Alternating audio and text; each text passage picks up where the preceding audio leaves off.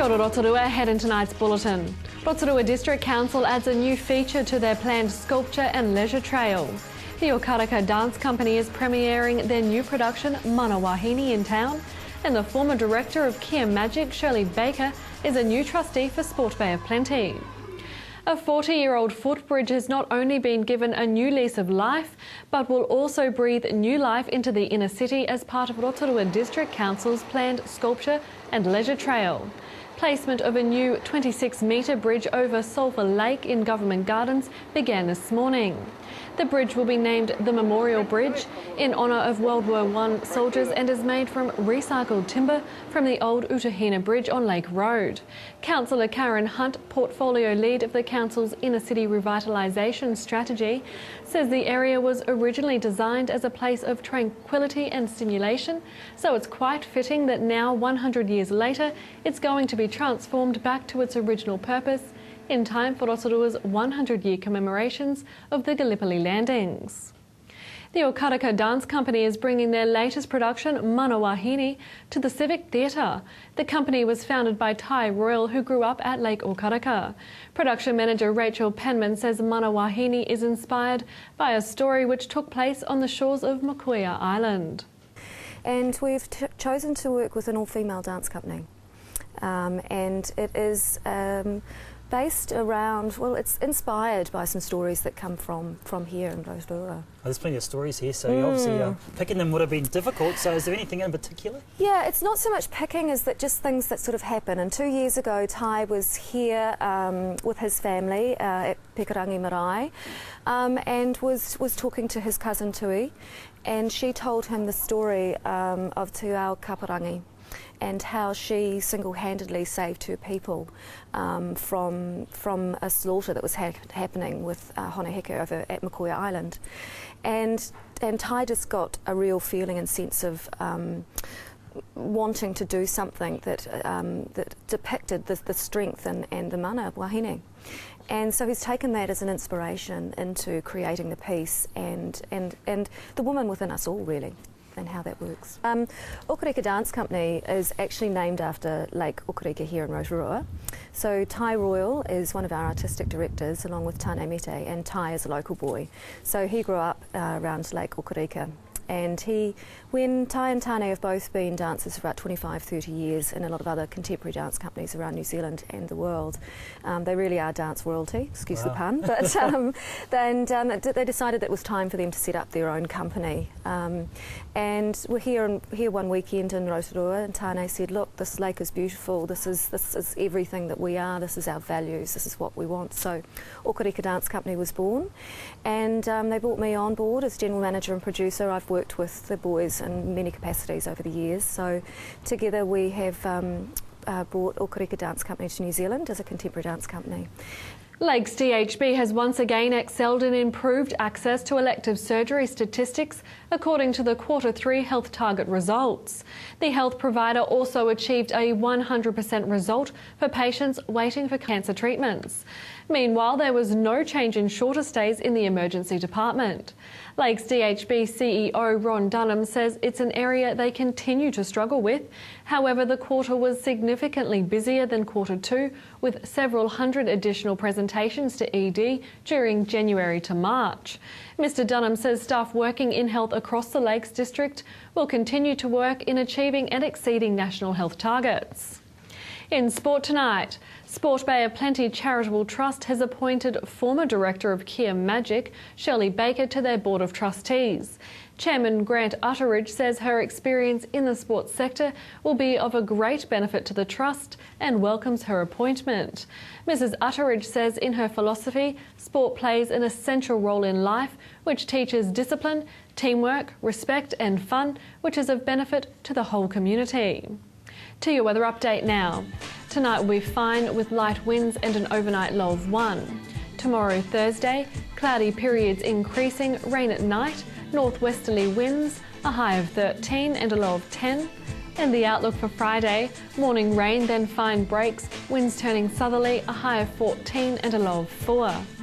And the marine forecast for Lake Rotorua, Northwest 10 knots developing late in the morning and rising to 15 knots for a time in the afternoon, with waves less than half a metre, becoming cloudy with fair visibility and rain developing in the evening. Join us tomorrow night for our two-part interview with Deputy Prime Minister Bill English. Still to come in tonight's show, we catch up with local winery owner Brent Park, and District Councillor Charles Sturt tells us why his passion for council has been rekindled, as well as his new role as lead councillor for the Sport and Recreation portfolio.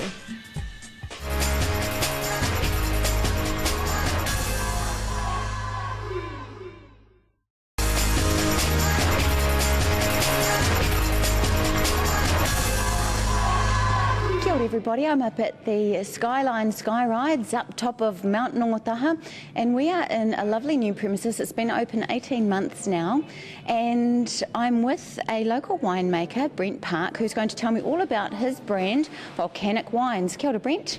Kia ora. Well, Tell me a little bit about where this idea came from. well, I'm originally from Rotorua. Left here when I was 18, like everyone does, leave like the wind. And I figured that Rotorua needed a little bit more culture, a little bit more fun. And I came back here to Rotorua approximately September 2011 and talked to Skyline about building a winery here and wine tasting room. So I work in with Skyline. Skyline are very much a F&B channel. And so for them, I provide wine for their restaurant, but they also provide people for me, for my tasting room. So it's a very symbiotic relationship. We developed this room. This is the old gondola terminal, if you look around in here. And Skyline, 8 to 10 years ago, they moved the Skyline gondola sideways and they left this room empty. We came along and went, awesome. Because if you look out the window out here, we've got a beautiful view out over Rotorua here, and it allows people to come up here, try New Zealand wines, and we sort of hook into the tourist trade. It's good fun. Now, how did you get into wine? Because you've been doing it all over the world, haven't you? I have. Humble beginnings, though? Humble beginnings. I got into wine purely because it interested me at the time. Were you at university or something, you know? Yes, I was. I trained to make wine at university, but I didn't actually get into making my first vintage until I was overseas. I came back here in 1998 and worked for Delegates for a long time, making the very popular Oyster Bay brand for about 10 years. And then moved away from them and set up this brand called Volcanic Hills with my business partner called Sean Beer. Ironic name, yes, Beer for wine. Yes, he gets a lot of stick for that. So Sean and I set this business up. It's Sean and his wife Jo and myself and my wife Larissa is our company. And we have a very lovely employee named Annie who works with us as well. And that's it, the whole business. Wow. So what's the first 18 months of business been like? Ask anyone that sets up a business.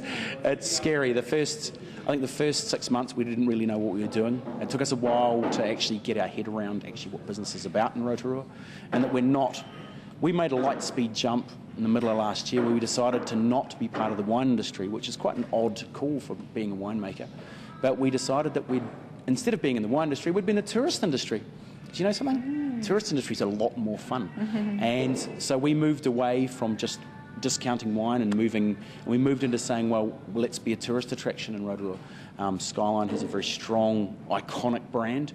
They have lots of offerings up here for younger generation people. And we thought, hey, wow, isn't it a great idea? We'll aim at adults and give them a support mechanism while kids are luging, or there's a new offering here called zip lines as well now. It just brings more people. And what we're saying is let's be part of that big picture.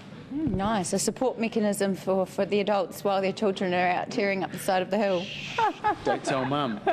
Well, it's a very good initiative. And tell us what kind of things people, if they want to come up and experience what you've got going here, what are they going to feel? What do you offer? Well, the most interesting thing that we do, and probably the most important thing we do, is trying to break down the barriers of what wine tasting's all about. Because you're not a wine drinker? You are a wine drinker as well? I like red wine. Okay, so you like red wine.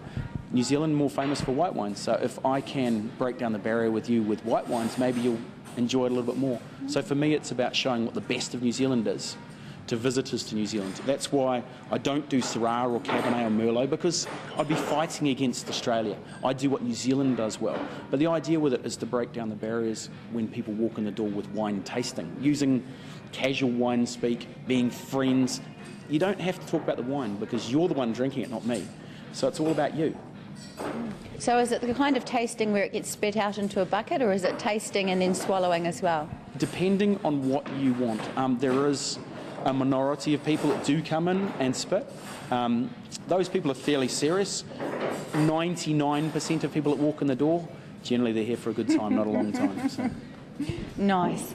Well, tell us, just finally, if people want to come up and experience it, are you open all the time? We're open. Are you open at nights? Is it a venue if they're maybe wanting to host a gathering or something like that? We have worked in very closely with Skyline for a venue offering in here.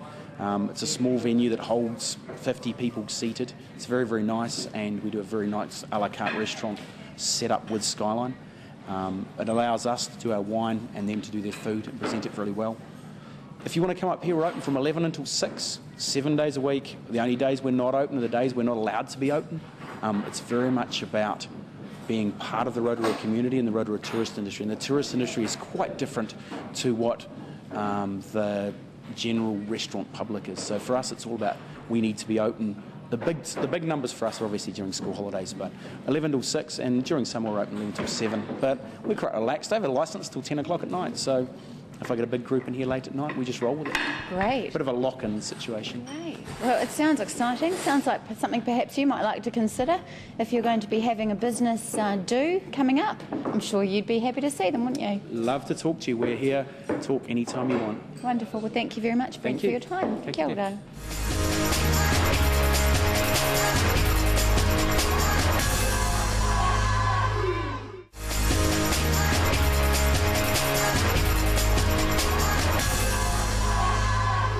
Well, I'm catching up with Councillor Charles Sturt today in a two-part special, and we're going to be discussing the new $500,000 mountain bike park that's heading for our city. We're going to be discussing an update of what's happening down at the council, and also about his brand new portfolio of sports and recreation.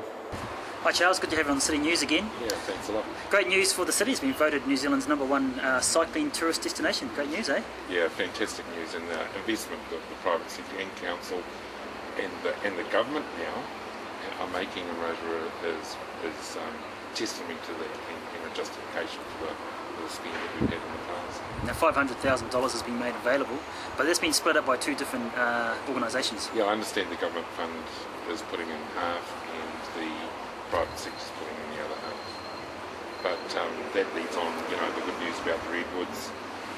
There's also some work going on behind the scenes and a major announcement involving the facility that's going to be provided at Skyline will be made shortly, within 2 or 3 weeks. Cool. You can't go Well, into it just now? a lot of work's been done behind the scenes, and it's going to be the greatest thing that's ever happened to Rotorua. And obviously you can't go into that?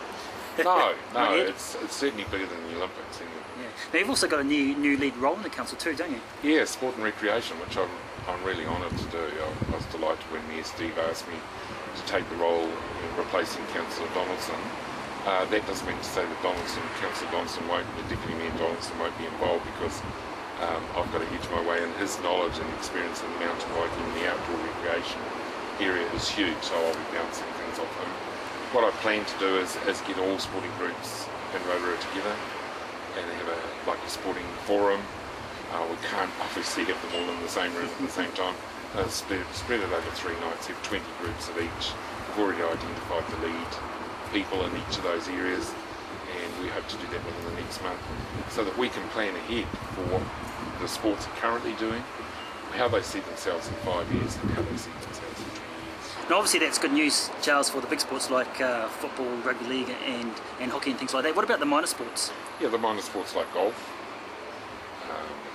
lawn bowls, those types of sports, cricket, we'll engage them as well. They want a future in the city as well. We've embarked on a process through our budgeting area where we've identified certain parks that are excess to needs, but there are also voids in terms of providing sporting facilities with some of these sports. And this is all part of the Rotorua 2030 vision? Absolutely, and we're full steam ahead. And we've got some exciting things happening. We've had netball come to us and say they want to resurface all their courts. Or why shouldn't we say, well, let's be bold, why not provide an indoor court or a covered court so they can play midweek and get better utilisation out of those surfaces. So there's a whole lot of work to be done behind the scenes, and I'm just one person. Good news though, also, Blackfern's coming to play rugby here. That's amazing news. Yeah, that is great news. I'd also like to see the Warriors or one of the NRL teams use Rotorua as one of their home games, like they did last week with the Melbourne Storm. Or was it Melbourne Storm? I think it was. Anyway, to have a home game here at Waikato Stadium they were, and look at the crowd that turned up there. So, you know, the message I'm getting from the community is they're seeing all these beautiful sporting facilities that are totally underutilised. Rugby's turned its back onto us to a certain degree with the Chiefs, which we're really disappointed at. But there is an opportunity for ITM rugby. I understand the stadium at Bay Park isn't up to scratch, so we've left a window of opportunity for those 3 games to come to Rotorua, so we could have 5 games. That's great, isn't it? And that's what we should have. I was going to ask you about the Chiefs, about whether we could get more games here. How involved is the council in that? But you've obviously just said, you know, they've turned their back on us. Why is that? Well, Peter McLeod, our events man, and the team are working closely with the Chiefs board. It comes down to numbers. There hasn't been the patronage in Rotorua, and it's dollars and cents. Rugby's big business, so is NRL. We've had the Magic come here. Brilliant that the Magic game was sold out. So that's what we have to do in Rotorua to prove that we're worthy of hosting these events. Let's just change gears a little bit, Charles. Mike McVick has obviously just finished up at the council. It caused a few rough feathers with local iwi and Te Arawa here in town. Where do you sit with that? Well, I thought he did the wrong thing. Be like me getting an approach from the Chamber of Commerce saying we'd like council to consider putting in a special rate for all the businesses in the CBD. But listen, don't say anything about it. We want to go and talk to our members first, and then we're going straight to the media. That's what he did. That's the only confidence he broke. Okay?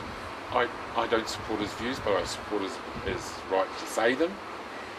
But I'm about working in a team environment with Te Arawa, with iwi, to get the best results for Rotorua, because to be quite honest, without them Rotorua won't go ahead. I've heard some people say that those remarks were very close to being racist. Would you support that with that view? Well, I think they were tantamount to racism, yes, I do. Yeah, I mean, I've grown up in this town. I've said to Councillor McVicker, why don't you read the Fenton Agreement? What's that? The Fenton Agreement was the founding document of Rotorua. Between Te Arawa and the council, wasn't it? With Ngāti Whakaui, Te Arawa, and the setting up of the city with the Crown at that stage. There was no district council at that stage or city council at that stage. So, I mean, a little bit of history and a little bit of knowledge of what's gone on in the past. And the criticism that Te Arawa had met is that they're not involved. Oh, don't come and invest in Rotorua because you have to deal with the Maoris. Well, here it is, Te Arawa put out a leaf and said, let's all work together for the betterment of all.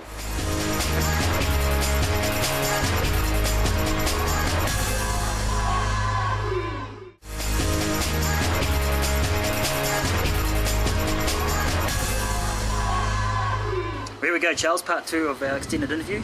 Nice chatting with you again. Now, you've been on the council for 23 years, and you've just, like you mentioned off camera, you've served under 4 mayors. You obviously still have a passion for our city, eh? Absolutely.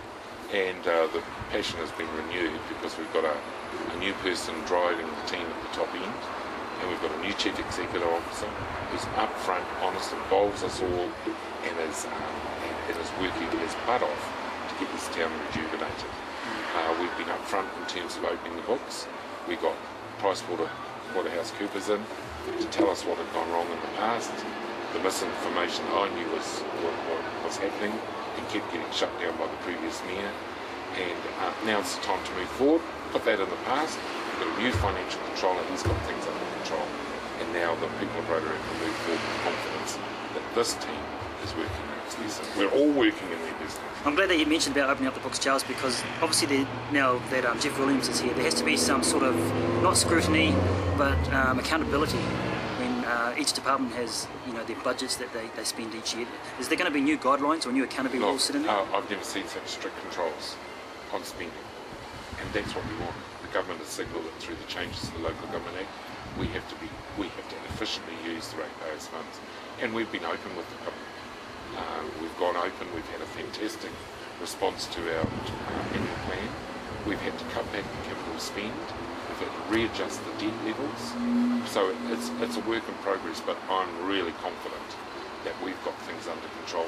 And now we can send the right signals to the investors. This council's got things under control. One of the big things we did was get rid of the development contributions. That's signal to investors. Yeah, come probably to happy about Rotorua. that. This is a place to come to. and that's what we want. Now, obviously, Rob Kent will be pretty happy with these new strict guidelines and getting rid of that fee. Yeah, Rob's making a huge contribution to council.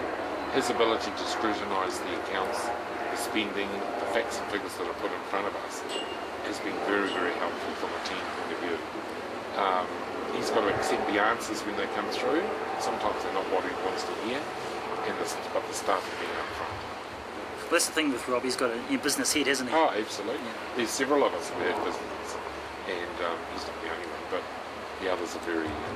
It's just such a different team, honest. I'm just so excited about it, and to have been given the role that I've got in an area that I've been passionate about. I've coached teams, I've been involved in all sorts of sports over the years. I'm just moving forward. Let's get Rotorua moving. Well, before we take that next step forward, Charles, let's talk about the museum. There's the museum cafe. There's been a lot of media attention to that. It was a bad decision by the council. It was going to lose money. What are we going to do with it? Well, my view is that they paid too much for it. It was done behind closed doors. I didn't know about it. Neither did most of my colleagues. It'll never happen again, I can tell you that. But what we should be looking at is putting it out to the private sector, asking for expressions of interest. Yes, we're going to lose $200,000, but if we get a prudent operator like we've got at the library, that library cafe is a buzz. Yeah, it goes off, doesn't it? And private people are in there.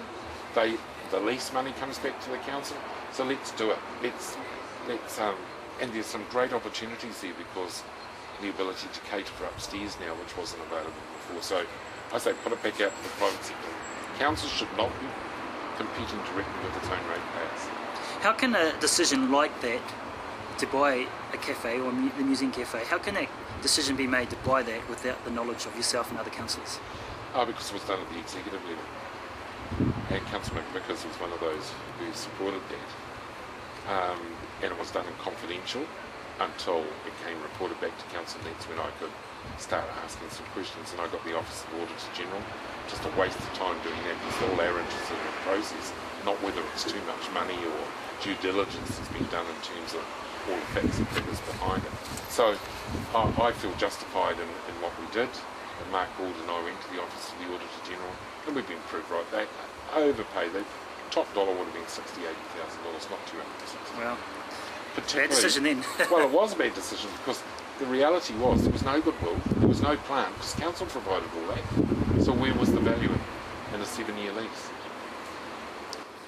No answer to that one. No answer to that one. Well, Charles, it's good to catch up with you again. Just before we do go, any other updates that our viewers would like to know about? Just a new role I've taken on. As you public all know, I had prostate cancer this time last year and had it removed. I've now taken over a role as convener for the Prostate Cancer Foundation for New Zealand as the Rotorua convener, and we had a public meeting just recently. 42 people turned up. It's a disease that is rampant through our community, our male community, and the young ones under 30 is testicular cancer, which is a problem. All I can say is go and have a blood test, ask that your PSA be read, and move on. And that's it? That's it. Wow. So how's your health? Are you back to good health? Yeah, fighting fit actually. I think getting cancer is a result of stress, and I've been through a hell of a lot of stress with the previous 3 years, but it's onward and up and down. I'm looking forward to the new challenges. It's Mayor Steve and Deputy Mayor Dave are giving us all. Yeah, good stuff. Well, I appreciate your time again, and I'm sure we'll see you in the future. Anytime. Nice. Thank you. That was District Councillor Charles Sturt talking with Alan Solomon. If you have any news that you'd like to share with us, give the station a call on 073488 984, or you can email news@tv.rotorua.co.nz. Thanks for watching tonight. Ko Maria.